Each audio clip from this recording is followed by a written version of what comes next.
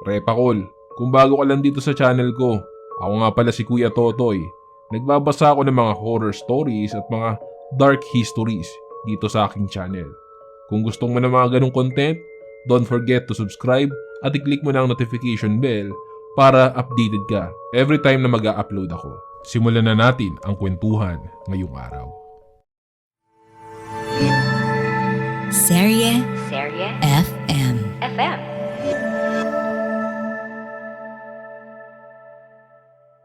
Tatlong beses na rin akong nag-attempt na magpakamatay. Sinisisi ko ang sarili ko sa mga nangyari. Nung una, naglason ako. Pero mild lang ang nangyari. Pangalawa, sinubukan kong magbigti. Pero agad ako nasakluluhan ni Mama. Yung huli nga ay nung maglaslas ako. Sa pagsapit ng dilim, may mga kwento kang maririnig. Kwento ng takot na magpapanginig sa iyong dibdib. Mga kababalaghang hindi kayang tanggapin ng inyong isipan.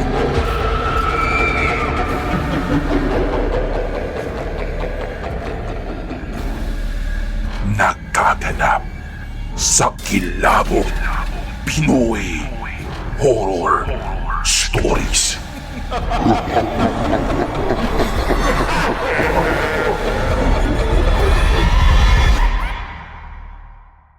Magandang araw po sa inyo, Kuya Totoy.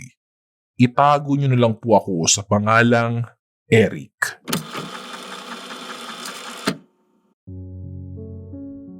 Gusto ko lang pong i-share sa inyo ang mga karanasan ko, and I hope na may mapulot din kayong aral sa kwento ko. May long-time girlfriend ako. Itago natin sa pangalang May. We've been together since high school. I can still remember nung una ko siyang nakita. Transfer siya noon sa aming school. Agad akong nagkagusto sa kanya. Bakit hindi? Talagang pamatay ang ganda niya. Aminado ako na may pagkapresko o mayabang ako, Kuya Totoy. Bata pa lang ako noon, pero hindi ko na mabilang ang mga naging girlfriend ko. Niligawan ko agad siya. Binakuran. Alam ko na maraming naghalit sa akin dahil hindi nakaporma ang mga ungas na may gusto rin sa kanya. Pero who cares? Mabasag man ang mukha ko ay okay lang. Masigurado ko lang na ako ang magwawagi sa puso ni May. High school pa lamang ako pero meron na agad akong scooter. Regalo yun sa akin ni Papa. Ginagamit ko yung service sa school. Siyempre, para na rin may hatid sundo si May. Minsan ginagala ko na rin siya pero doon lang sa aming bayan. Hindi nga nagtagal ay napasagot ko siya. Sobrang saya ko noong mga sandaling iyon, lalo na nung malaman ko na ako ang first boyfriend niya. Ang swerte ko talaga. Biruin mo yon. Doon na nga nagsimula ang akala ko ay mala fairy tale sa aming relasyon. Tumagal ang aming relasyon ng 7 years. Sa panahong iyon ay puro ligaya lang ang nararamdaman naming dalawa. Nakontento ako. She has everything a man could want in a woman, in a friend, and in a lover. Magkasama kami palagi, pati sa university ay magkasama pa rin kami. Nakabili ako ng bagong motorsiklo. Mula noon, lalong dumami ang mga happy memories naming dalawa. Tuwing weekends kasi ay gumagala kami gamit ang motor ko. Kahit sa mga malalayong lugar ay nararating naming dalawa. Tinuruan ko na rin siya magmaneho para kahit wala ako ay kaya niyang gumamit ng motor. Ngunit hindi ko lubos akalain na iyon pala ang magiging mitsa ng malaking dagok sa buhay ko. Taong 2014, nakapagtapos na kaming pareho sa kolehiyo. Nagsimula na ang bagong yugto ng aming buhay. Nagkaroon kami ng kanya-kanyang career. Hindi na katulad ng dati na buong oras namin ay inilalaan namin para lang sa isa't isa. Isang gabi, tumawag siya sa akin. Tinanong ako kung pwede ko raw ba siyang samahan bukas dahil may pupuntahan siya. Dahil hectic ang schedule ko that time at dahil medyo nagsisimula pa lamang ako sa trabaho ko noon, ay sinabi kong hindi ako pwede. May strike that time sa Ayala, kaya pahirapan kung magkukommute siya. So dahil nga marunong naman siya mag-drive ng motor at meron na rin siyang license, ay inoffer ko na lang na hiramin niya ang motor ko. Tutal, kabisado na niya kung paano patakbuhin iyon. Nung una ay ayaw pa niya, but I insist. Sa bandang huli, ay pumayag din siya. Nasa kalagitnaan ako ng meeting sa opisina nung biglang tumawag si Tita Jen, yung mama ni May. Sinabi niyang naaksidente daw si May sa motor. Bigla akong nanghina. Ni hindi ko na nga maalala kung paano ako nakapunta sa ospital na pinagdalhan sa kanya.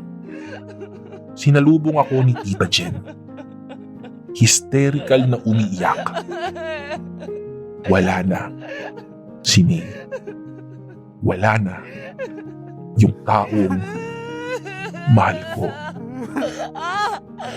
Wala na ang babaeng matalik kong kaibigan at mabuting nobya.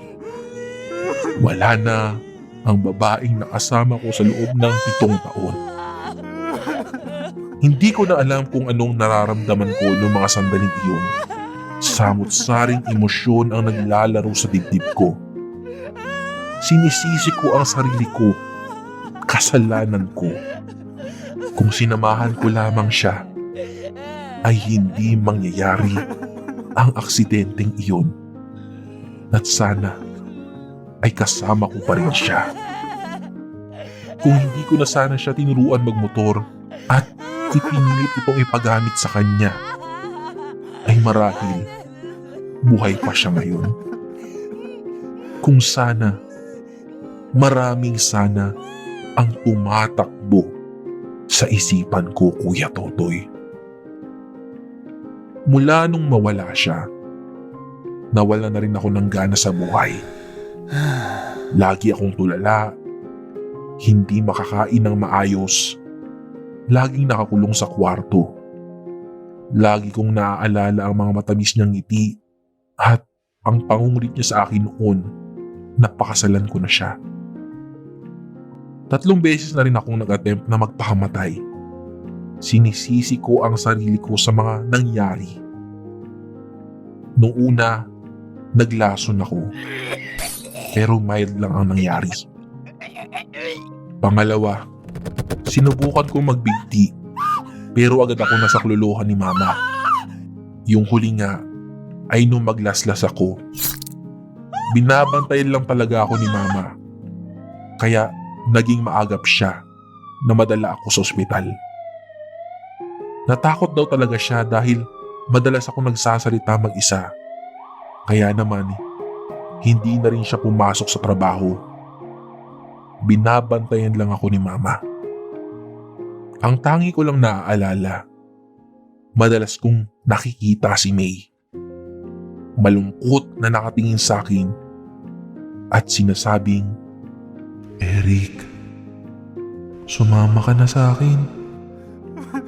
Dahil sa guilt at lungkot, kaya madalas kong sinasabing, "Sige mahal, susunod ako. Magkikita rin tayo. Huwag ka mag-alala. Magkakasama ulit tayo. Patawarin mo ako, May. Patawarin mo ako. Kasalanan ko kung bakit ka nawala. Patawarin mo ako. Patawarin mo ako, mahal ko.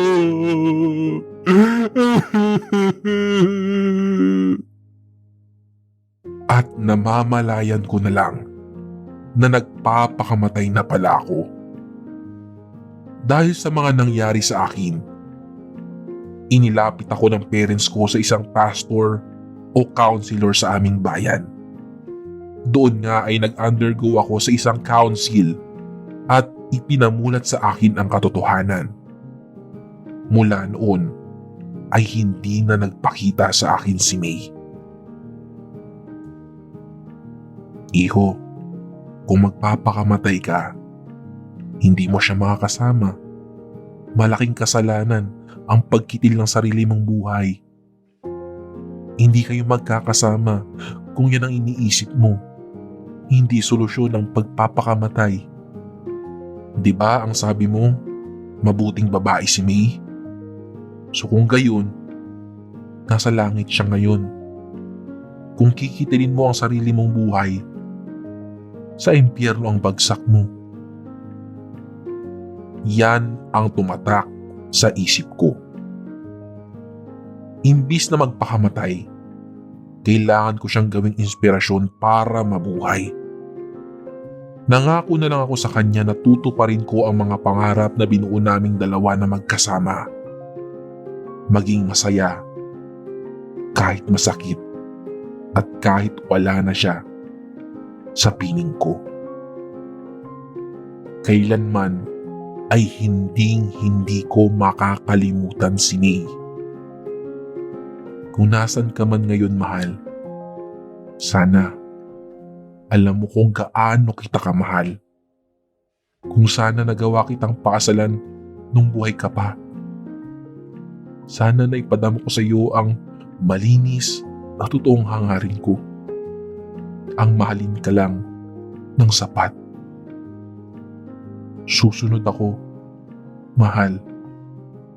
Sa tamang panahon, magkikita tayong muli.